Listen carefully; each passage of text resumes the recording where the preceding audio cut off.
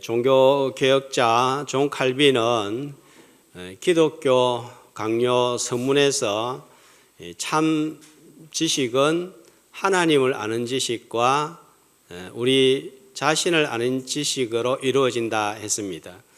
이 두 지식은 서로 뗄 수 없이 연결되어 있어서 우리가 하나님을 알 때 비로소 내가 누구인지 나의 무지와 죄악을 깨닫게 되고, 반대로 정말 내 자신의 비참함을 깊이 참으로 깨달을 때 하나님을 찾고 만나게 된다 하는 것입니다.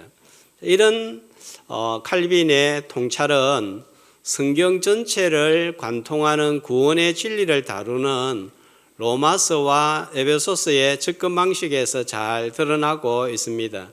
로마서는 보면 1장에 시작할 때 모든 비참한 인간의 죄악된 상태에서 시작해서 하나님께로 나아가는 기록입니다. 반면에 에베소서는 창세기 전에 성부, 성자, 성령 하나님의 영원한 계획과 영광에서 시작해서 타락한 인간에게로 내려오는 하향식 접근 방식입니다. 구원의 진리에 접근하는 이 두 가지 방식은 십자가에서 한꺼번에 절묘하게 드러납니다. 십자가 아래에는 예수님을 조롱하던 군인들, 또 조롱하는 행인들, 또 대제사장들이 있었습니다. 그들은 자신들의 죄악된 상태를 깨닫지 못하니까 앞에 계신 구원자를 알아보지 못했습니다. 로마서가 말하는 스스로 구원할 수 없는 죄인의 비참한 상태를 보여주었습니다. 십자가 위는 인간의 반응에 상관없이 구원 계획이 성취되고 있고, 그 구원이 아래로 향하고 있었습니다. 하나님의 구원 역사는 십자가 위에서 가상칠언을 통하여 명확하게 나타나고 있습니다. 지난주 말씀의 제목이 무엇이었는가 하면요, 십자가 아래와 위죠. 상향식 접근이라면 오늘 말씀의 제목은 위와 아래, 하향식 접근이 되겠습니다. 그래서 오늘은 십자가 위에서부터 아래로 내려오면서 살펴보고자 합니다. 27장의 십자가 현장은 두 가지 시선이 교차하는 지점입니다. 십자가 위에 나타난 주님의 말씀을 통하여서 이 대림절 기간 동안 십자가를 더 가까이 하고 주님을 더 사랑하는 시간이 되기를 주님의 이름으로 소망합니다. 이 가상칠언을 보면 복음서가 왜 넷이나 필요한지 깨닫게 됩니다. 마태와 마가복음에 없던 내용이 누가와 요한복음에 나타나서 조합을 하면 온전하신 주님과 구여원 사역이 명확하게 드러나기 때문입니다. 그래서 복음서들 간에 서로 일치점은 서로를 지지해주고, 또 차이점은 복음서 간에 없는 내용들을 보완하여서 완전한 복음서로서 주님을 그려내고 있습니다. 44절에 보면 주님이 십자가에 못 박힌 사실을 기록하고, 그 다음에 45절로 넘어갑니다. 그죠? 그때 45절은 시간이 어떻게 됩니까? 유대력으로 제6시는 오늘 시간으로 환산하면 정오 12시가 되겠습니다. 언제까지 기록이 나와 있습니까? 제9시까지, 오후 3시까지가 나와 있습니다. 그런데 마가복음 15장 25절에 보면 예수님이 십자가에 못 박힌 시간이, 마가복음 15장 25절 몇 시라고 나와 있죠? 30는 지금 시간으로 하면 오전 9시가 되겠죠. 그러면 44절과 45절 사이에 몇 시간이 비는 거죠? 3시간이 비는데 마태복음만 있다면 45절로 넘어가고 46절이 가상칠언에 있어서 1000마디가 되죠. 그런데 누가복음과 요한복음을 종합을 해보면 이 3시간 동안에 어떤 일이 일어났는지 보충을 하고 있습니다. 지난주에 살폈던 가상칠언 중에서 삼언의 말씀이 오전 9시부터 12시까지 있었던 거예요. 자, 표를 한번 보도록 하겠습니다. 빛이 있는 동안에 세 말씀을 했습니다. 자, 푸른 청색 빛이 있는 거죠. 1언, 2언, 3언을 했고, 그 다음에 4언부터 7언까지는 낮 12시부터 오후 3시까지 태양이 빛을 잃었던 동안에 말씀을 하셨습니다. 자, 1은 아버지 저들을 사하여 주옵소서 하는 1언을 통해서 죄인을 용서하고 구원의 문을 여시는데 기도를 통해서 여셨습니다. 자, 손과 발이 더 이상 움직일 수 없었을 때에 주님은 기도하셨고, 그 기도는 죄인을 용서하는 사랑의 기도였고, 그 기도로 한편의 강도가 회개하는 역사가 일어났습니다. 자, 이 언은 무엇입니까? 네가 오늘 나와 함께 낙원에 있으리라 하는 말씀을 통하여서 선택한 하나님의 백성은 죽기 직전에라도 하나님이 구원하시는 절대 주권이 드러났습니다. 3언은 어떤 말씀이었습니까?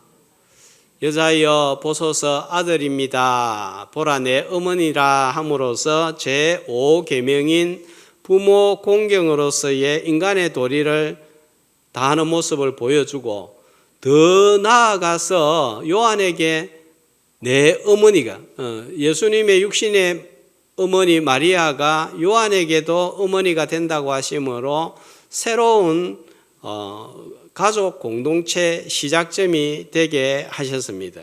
공식적인 교회의 탄생은 사도행전 2장이지만 새로운 가족 공동체인 교회의 시작점은 바로 이 지점이 되겠습니다. 자, 그리고 45절 어떻게 시작이 되는가 하면 육시로부터 땅에 어떤 일이 일합니까? 어둠이 임했습니다. 몇 시까지요? 몇 시까지요? 9시까지니까 오후 3시까지 3시간 동안 지속이 되었습니다. 자, 이때 어두움은 아무것도 볼 수 없는 그런 어두움은 아닙니다. 그런 어두움이라면 48절처럼 한 사람이 예수님한테 신 포도주를 갖다 대고 이렇게 할 수가 없었을 것이고, 마태도 깜깜하게 보이지 않는 이 내용을 기록을 할 수가 없었을 것입니다. 태양이 빛을 잃을 정도의 초자연적인 반응입니다. 자, 이런 초자연적인 반응은 애굽에서 이스라엘 백성들이 나올 때에 9번째 흑암 재앙으로 심판을 나타내고 있습니다. 그러니까 십자가에는 누군가에게는 구원이지만 누군가에게는 심판이라는 양면성을 잘 보여주고 있습니다. 이에 대하여 고린도전서 1장 18절은 이렇게 말씀합니다. 한 목소리로 십자가의 도가 멸망하는 자들에게는 미련한 것이요 구원을 받는 우리에게는 하나님의 능력이 됨이라 했습니다. 사람의 자의적인 노력이나 선행이나 수행으로 구원을 얻을 수 없습니다. 하나님의 능력으로만 구원 얻을 수 있습니다. 인간적인 모든 행위와 수고와 방법들은 구원에 있어서는 쓰레기 더미에 불과합니다. 애굽에서 오직 어린 양의 피를 바른 짓만 심판을 피했듯이 오직 십자가만이 우리를 구원할 수가 있습니다. 자, 그러므로 하나님의 능력인 십자가를 주목하는 예배의 시간이 되시기를 주의 이름으로 축복합니다. 자, 어둠 속에서 임하신 네 가지 말씀을 살펴보겠는데요. 46절 우리가 너무나 잘 알고 있는 말씀인데 몇 시쯤에 예수님이 크게 소리 질렀다고 나와 있죠? 9시니까 3시쯤 이제 4은, 5은, 6은, 7은 네 마디 말씀은 거의 예수님이 호흡이 끝날 때쯤 연거푸 이어지는 말씀인 것을 알 수가 있습니다. 자, 엘리 엘리 라마 사박다니 하면은 아람어로서 예수님 당시에 이스라엘 지역에 사용된 언어가 아람어임을 알 수 있습니다. 외친 절규는 하나님, 나의 하나님 왜 어찌하여 나를 버리십니까? 하는 것입니다. 자, 오늘 우리가 상상할 수 있는 상상력을 동원하여 십자가를 마음으로 한번 바라보면 좋겠습니다. 머리에서부터 주님의 두 뺨위로 떨어져 내는 핏방울이 보이지 않습니까? 수염을 따라 목으로 가슴으로 흘러내리는 핏자국이 보입니다. 채찍으로 맞은 등도 피범벅이가 된 것이 보입니다.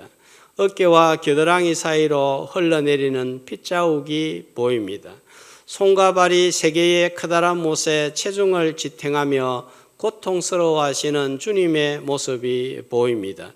핏방울이 손과 발에서 뚝뚝 떨어질 때 주님의 자비와 용서의 방울이 우리의 심령에 뚝뚝 떨어지고 있습니다.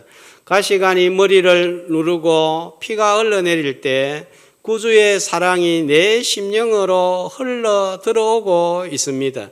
주님은 피옷을 입으시고 나한테는 의의 옷을 입혀 주셨습니다. 자, 이렇게 예수님이 고통 가운데 절규하는 외침 속에 보여주는 몇 가지가 있습니다. 첫 번째로 주님이 죄가 없는데 죄로 인하여 하나님과 단절되는 고통입니다. 누구의 죄 때문에 이런 고난을 겪고 있으십니까? 나의 죄 때문입니다. 우리가 아직 죄인 되었을 때에 그리스도께서 우리를 위하여 죽으심으로 이렇게 나와 있습니다. 얼마든지 예수님은 이 고통을 거부할 수가 있습니다. 이 고통을 감당해야 할 이유가 하나도 없습니다. 그러나 받아들인 것은 내 죄를 대속하기 위해서였습니다. 두 번째로 주님의 처절한 절규를 통해서 하나님의 진노와 보응이 얼마나 큰지를 보여주고 있습니다. 죄에 대한 하나님의 진노의 크기와 강함을 보여주고 있습니다. 어떤 아버지가 자기 아들을 죄인을 위하여 대신 죽게 하고 건져 줄 수가 있을까요? 이런 아버지가 부모가 있다면 이상한 아버지고 바보 같은 아버지고 정신적으로 문제가 있는 아버지일 것입니다. 그런데 이 바보 같고 이상하고 이상한 행동을 하나님 아버지가 나를 위해서 하셨습니다. 이해와 논리로 설명될 수가 없습니다. 천사를 위해서 행하신 일이 아니라 나를 위해서 행하신 일인 것을 볼 때 천사보다 나를 더 사랑하는 것이 분명합니다. 자, 이 은혜를 늘 찬송하기를 주의 이름으로 소망합니다. 자, 세 번째로 이런 고통 속에서도 주님은 하나님을 어떤 하나님으로 부르고 있습니까? 나의 하나님, 나의 하나님. 인생의 해가 찬란하게 빛나고 삶의 대로가 넓게 펼쳐지고 경통할 때 나의 하나님이라고 고백하고 인정하는 것은 쉽습니다. 그러나 내 삶에 어둠이 내리고 꼬이고 마이너스만 지속될 때 나의 하나님으로 고백하는 것은 얼마나 힘이 드는지요. 그러나 기억합시다. 해가 비칠 때와 동일하게 어둠이 나를 둘러쌀 때에도 여전히 하나님은 나의 하나님이심을 믿고 인정하는 성도가 되기를 소망합니다. 자, 다음으로 5원입니다. 다섯 번째, 요한복음 19장 28절에 보면 마태복음에는 나타나지 않지만 뭐라고 말씀하십니까?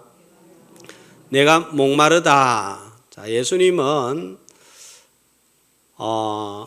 육신의 몸을 입고 세상에 오셨지만, 자, 현수막에 있는 대로 어떤 분이십니까? 그는 하나님의 본체신 주 예수 하나님이시면서 동시에 지금 목이 마르다 하는 것은요, 뭘 나타내고 있습니까?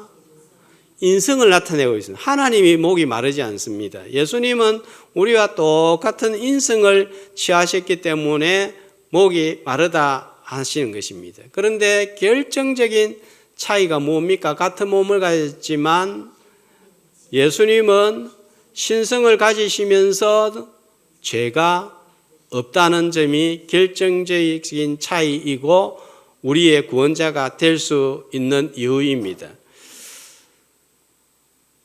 주님은 물로 포도주를 만드시는 기적을 행하시는 분이십니다. 하나님은 물 없는 광야에서 바위에서 물이 강물처럼 흐르게 하셔서 200만 이스라엘을 마시게 하시는 능력이 있으십니다. 그런데 자신을 위해서는 이 능력을 사용하시지 않았습니다. 권력 남용을 하지 않았습니다. 왜일까요? 시편 32편 4절과 시편 69편 21절 같이 읽습니다. 주의 손이 주야로 나를 누르시오니 내 진액이 빠져서 여름 가뭄에 마른같이 되었나이다. 그들이 썰개를 나의 음식물로 주며 목마를 때에는 초를 마시게 하였사오니 목이 마르고 마실 초를 받을 것이라고 예언된 말씀을 이루기 위함입니다. 말씀에 순종하여서 주님이 목마름으로 우리를 영원히 목마르지 않게 하셨습니다. 주님은 목마르심으로 내가 영원히 목마르지 않는 영생을 주시기 위해서입니다. 마태복음 5장 6절은 또 이렇게 말씀합니다. 같이 의에 줄이고 목마른 자는 복이 있나니 그들이 배부를 것이며 목마르신 주님을 거부하는 사람은 영원히 앞으로 목마를 것입니다. 저주받은 자의 때늦은 후회가 될 것입니다. 나를 위해 목마르신 주님을 받아들이는 성도는 예수 믿을 때 한 번만 마시면 되지 않습니다. 계속 마셔야 되는 거예요. 그래서 수가성 우물가 여인에게 내가 주는 이 물을 마시는 자는 영원히 목마르지 아니하리니 내가 주는 물은 영생하도록 솟아나는 샘물이니라 그랬습니다. 목마른 사슴이 시냇물을 찾아 헤매듯이 주님이 주시는 성령의 생수를 날마다 때마다 마심으로 늘 내 영혼이 배부른 복된 자가 되기를 주의 이름으로 축복합니다. 다음은 여섯 번째 6원입니다. 요한복음 19장 30절에 보면 뭐라고 하시는가 하면 다 이루었다. 간략하지만 하나님의 완전한 복음이 이 한마디에 요약이 되어 있습니다. 무엇을 다 이루었다는 말씀인가요? 요한복음 17장 4절은 또 이렇게 말씀을 합니다. 같이 아버지께서 내게 하라고 주신 일을 내가 이루어 하나님이 예수님에게 하라고 주신 일을 다 이뤘는데 어떤 일인가요? 구원의 일이 다 이루어졌다는 것입니다.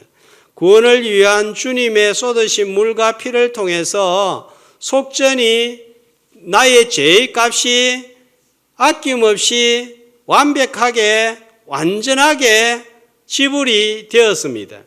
그로 인하여서 하나님의 진노가 가라앉고 하나님의 공의가 만족되고 심판이 멈추었습니다. 완전한 구원을 이루심으로 더 이상 구원을 위한 사람의 수고, 나의 수고는 필요가 없습니다. 인간의 어떤 행위도 필요가 없게 되었습니다. 나의 수고와 의지와 행위가 필요했다면 예수님은 다 이루었다 이렇게 말하면 안 되는 거예요. 95%만 이루었다. 85% 이루었다. 15%는 너희들이 이루어야 된다. 이렇게 하지 않았습니다. 완전한 하나님의 공의를 만족시킴으로 영원한 심판에서 우리가 완전히 해방된 것입니다. 자, 그리고 7은 마지막 말씀입니다. 누가복음 23장 46절 같이 아버지 내 영혼을 아버지 손에 부탁하나이다 하시고 숨지셨습니다. 호흡을 거두셨습니다. 마지막 호흡이 다하기 직전에 자, 내 영혼을 누구한테 맡겼습니까? 아버지 손에 맡긴 거예요. 마지막까지 하나님을 아버지로 의지하고 마지막 안식처를 하늘 아버지 안에서 찾았습니다. 자, 우리가 마지막 호흡을 다하는 순간 영원한 안식처를 어디에서 찾아야 할지 우리에게 보여주셨습니다. 예수님이 6일 창조를 마치고 7일에 뭐 하셨죠? 안식하셨습니다. 창조가 다 이루어졌을 때 하나님의 표현은 무엇입니까?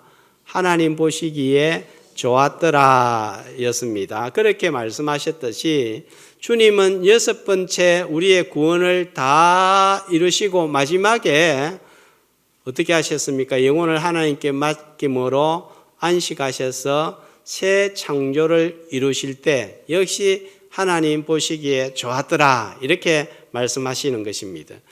시편 23편 다윗이 사망의 음침할 골짜기를 다닐지라도 내가 해를 두려워하지 아니할 것은 주의 지팡이와 막대기가 나를 안위하시나이다. 주의 인자가 영원히 나를 만족하게 하시리다 했습니다. 많은 돈, 높은 지, 건강한 몸, 많은 친구가 영원한 안식을 주는 것이 아니라는 사실입니다. 참되고 영원한 안식은 오직 하나님 아버지 안에 찾을 수가 있습니다. 주님은 7 말씀을 하셨습니다. 자, 새 말씀은 아까 오전 9시부터 12시까지 빛이 있는 동안 자, 그 다음 표를 한번 보여주시면요. 빛이 있으니까 밝죠. 파란색입니다. 그 다음에 4마디 말씀은 정오 12시부터 오후 3시 사이에서 어둠 속에서 할 수 있습니다. 8마디 하셨으면 안 됐을까요? 6마디로 하면 안 됐을까요? 왜 하필이면 7일까요? 7마디일까요? 네, 그러니까 이게 창세기하고 연결이 되어 있는 거예요. 7은 완성을 의미하는 숫자로 주의 구원이 완전하게 성취되었음을 말씀을 해 주십니다. 자, 이 주님의 말씀은 한 말씀도 우연한 말씀이 없습니다. 첫 번째 말씀은 그가 많은 사람의 죄를 담당하며 범죄자를 위하여 기도하였느니라 한 말씀의 성취가 이런입니다. 그 다음에 예언은 낙원에 있으리라 강도를 향해서 말씀하신 것은 마태복음 1장 21절 그가 자기 백성을 죄에서 구원할 자이심이라 하는 말씀의 성취입니다. 여자여 보소서 아들입니다 하는 것은 시몬이 성전에서 마리아를 향하여 누가복음 2장 35절에서 칼이 네 마음을 찌르듯 할 것이다. 언제? 아들이 십자가에 죽은 것을 볼 때 그렇다는 것입니다. 그 다음에 오늘 사언은 시편 22편 1절에 다윗이 고통 가운데 내뱉은 그 말씀의 성취가 되겠고, 내가 목마르다 하는 오언은 시편 69편 21절에 성취가 되고, 또 요한복음 19장 30절은 다 이루었다 하는 것은 시편 22편 31절의 성취, 누가복음 23장 46절 마지막 다 아버지 손에 부탁합니다 하는 것은 시편 31편 5절의 성취가 됩니다. 전부 다 예언된 말씀을 예수님이 십자가에서 성취하고 있는 거예요. 다윗도 자신이 이러한 말을 내뱉으면서 정확하게 그 의미를 모릅니다. 그런데 1000년이 지난 다음에 예수님이 오심으로 이 말씀이 성취가 되는 거예요. 자, 오늘부터 이제 대림절이 시작이 되었습니다. 초림으로 아기로 오신 주님은 모든 말씀을 이루셨습니다. 마태복음 5장 21절, 22절 말씀에 의하면 예수님이 오신 이유는 율법을 폐하려고 한 것이 아니라 율법을 성취하기 위해서 오셨다 했습니다. 자, 그런데 아직 이루어지지 않은 말씀들이 있습니다. 언제 말씀입니까? 재림의 때에 이루어질 말씀은 남아 있습니다. 초림의 때에 반드시 전부 다 이루어지신 말씀을 우리가 바라보면서 또 남아있는 말씀도 반드시 1.1획도 빠짐없이 이루어질 줄 믿고 말씀을 붙드는 대림절 기간이 되기를 주의 이름으로 축복합니다. 자, 이제 십자가로 아래로 우리의 시선을 한번 돌려봅시다. 십자가 위에서 발생한 일로 인하여서 아래에서는 오늘 51절 말씀 어떤 일이 벌어지고 있죠? 51절에 보면요. 성소 휘장이 위로부터 아래까지 찢어져 둘이 되고 땅이 진동하며 바위가 터졌습니다. 자, 이 휘장은 지성소와 성소를 가로막고 있고 지성소는 하나님이 임재하시는 장소로 1년에 한 번 대제사장만 들어갈 수 있는데 이제 이 휘장이 찢어졌다는 것은 무슨 말입니까? 누구든지 들어갈 수 있고 하나님을 만날 수 있는 길이 열렸다 하는 것입니다. 십자가 위에서 주님의 몸이 찢어짐으로 새로운 성전이 지어진 거예요. 이 사실도 요한복음 2장 19절, 마태복음 24장 1절 2절에서 이미 예언을 하셨습니다. 한 목소리로 너희가 이 성전을 헐라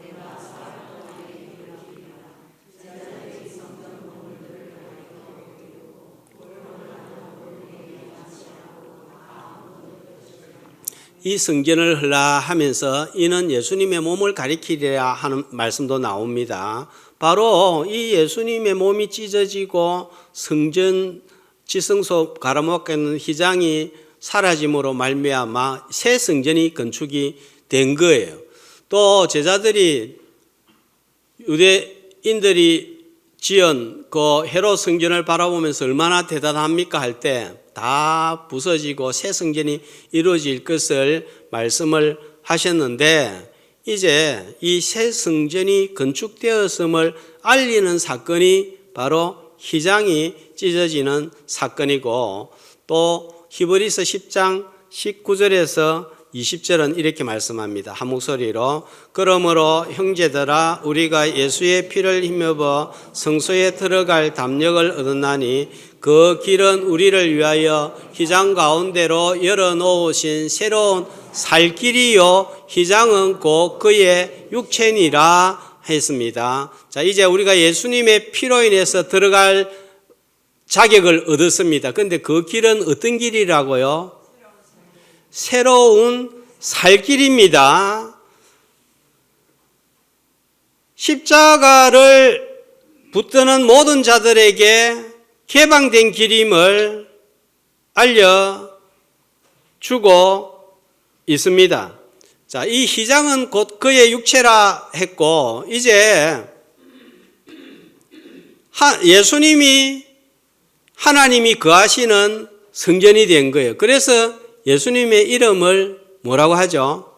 임마누엘, 하나님이 함께 하신다. 성전에 계시는데 이제는 예수님과 함께 하는 거예요. 땅이 진동하고 바위가 터진 사건은 구약에서 보면 심판일 수도 있지만 또 하나님이 임재하실 때, 시내산에 임재하실 때 땅이 진동하고 이렇게 것입니다. 십자가를 통하여서 이제는 우리가 전부 다 제사장이 되게 한 것입니다. 예수님이 계신 곳이 성전이 되는 거예요. 자, 예수님이 지금 어디에 계십니까? 자, 똑똑하게 한번 대답을 해보면 좋겠어요. 예수님이 지금 어디에 계십니까? 사도신경 신앙 고백했잖아요. 하나님 보좌 우편에 계시죠. 그리고 또 동시에 어디에 계십니까?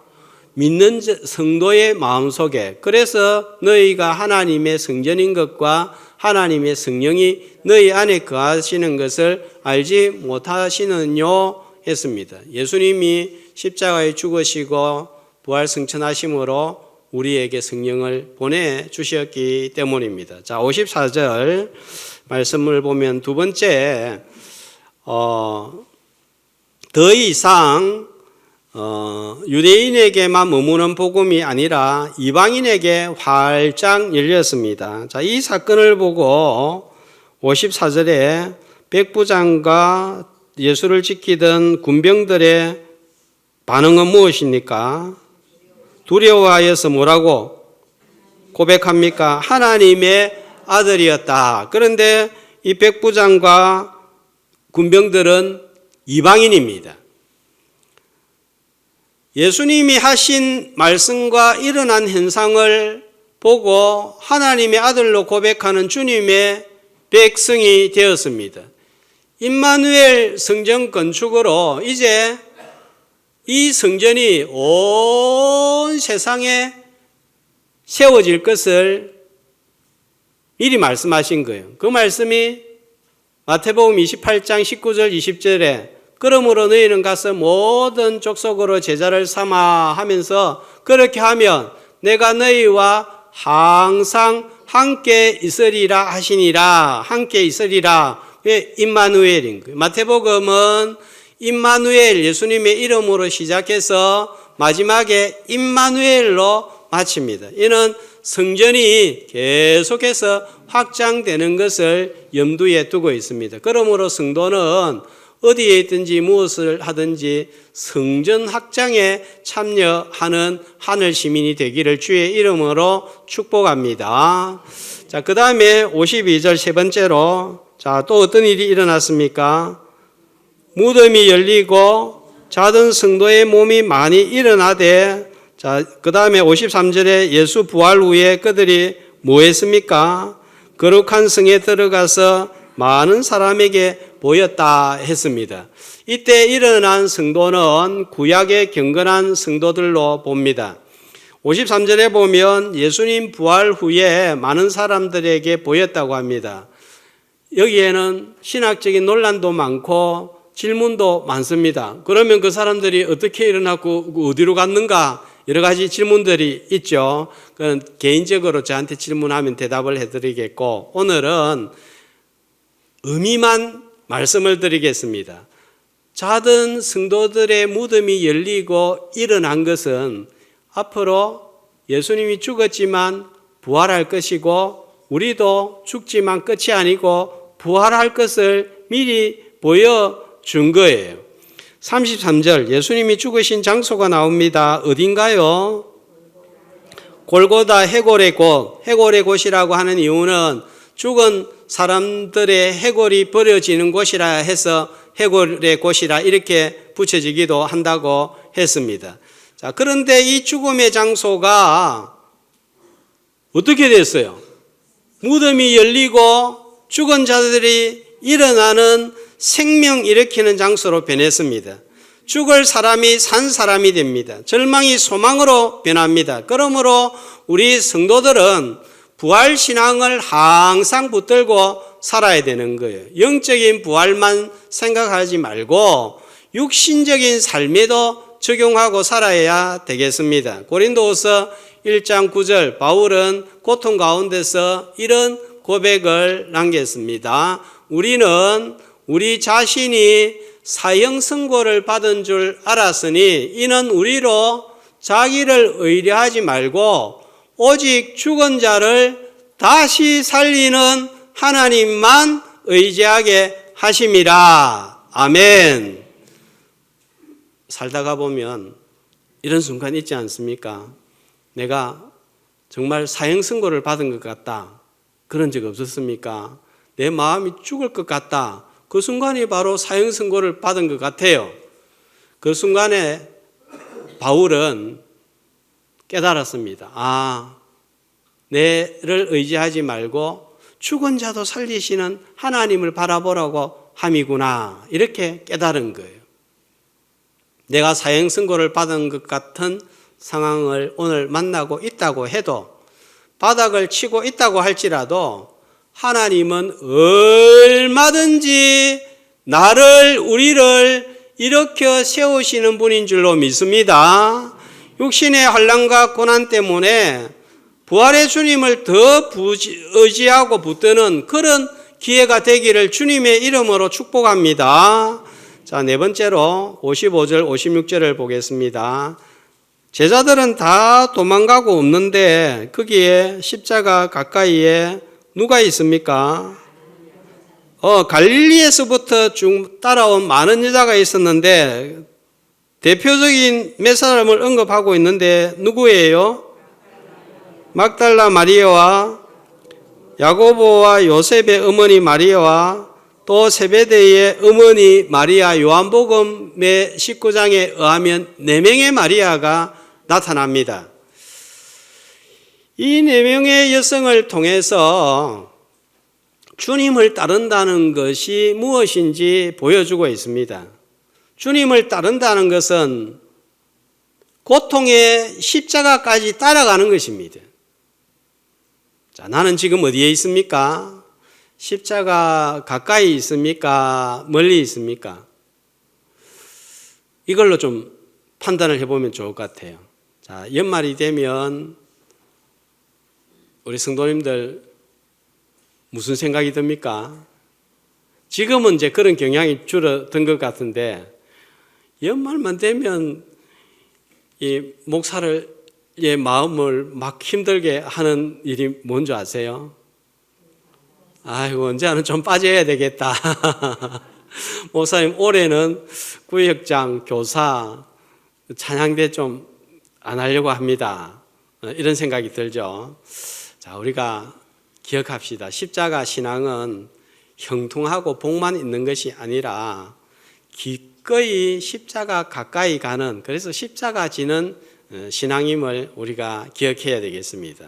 마지막으로 47절, 48절을 보겠습니다. 놀라운 기적과 현상을 보고도 자, 사람들은 어떻게 반응을 하죠? 47절에 보면 어떤 이들이 듣고 이 사람이 엘리야를 부른다 하고, 왜 엘리야를 부른다고 생각을 했을까요? 엘리 엘리 라마 사막다니 하니까 이 엘리 엘리가 아람어인데 히브리어도 발음이 비슷합니다. 그러니까 이 사람들이 잘못 듣고 엘리야를 부르는가 보다 그러면서니까 한 사람이 달려가서 신포도주를 줍니다. 왜 주었을까요? 아, 예수님의 고통을 덜기 위해서 주었을까요? 아닙니다. 진짜 엘리야를 부르는데 엘리야가 와서 구원하는 거 한번 보자 하는 나쁜 의도로, 악한 의도로 주는 것을 볼 수가 있습니다. 두려운 일, 어둠이 임하고 바위가 터지고 땅이 진동하는 이런 놀라운 일이 일어나도 백부장과 같이 하나님의 아들입니다 고백하는 자가 있는가 하면 이렇게 끝까지 조롱하고 거부하는 자들도 있습니다. 요한계시록 16장 9절에 보면 사람들이 크게 태움을 당하는 심판을 당합니다. 재앙을 당하는데 어떻게 반응합니까? 하나님의 아들의 이름을 비방하고 회개하지 아니하고 주께 영광을 돌리지 아니하고 더 악해지는 거예요. 강팍한 심령, 굳은 심령은 결코 회개하지가 않습니다. 그러니까 늘 우리가 말씀 앞에 설 때 이 마음을 잘 부드럽게 하고 기경해서 옥토같이 이렇게 만들어 놔야 됩니다. 십자가 위에서 예수님의 가상칠언을 통해 하나님의 구원 계획과 사랑이 성취되었고, 아래에서는 주님을 통해서 성소휘장이 찢기고 그로 말미암아 이방인이 구원을 받고 성도의 부활 역사가 나타났습니다. 십자가는 인간의 죄와 하나님의 은혜가 만나는 자리로 구원받는 자에게는 능력이지만 거부하는 자에게는 심판이 됩니다. 우리는 십자가의 고난과 사랑을 기억하며 어떤 상황에서도 부활 주님을 붙들고 하나님을 나의 하나님으로 고백하고 마지막까지 내 영혼을 하나님께 맡기는 그런 소망으로 살아가는 성도, 그런 소망으로 대림절을 맞이하고 보낼 수 있기를 주님의 이름으로 축복합니다.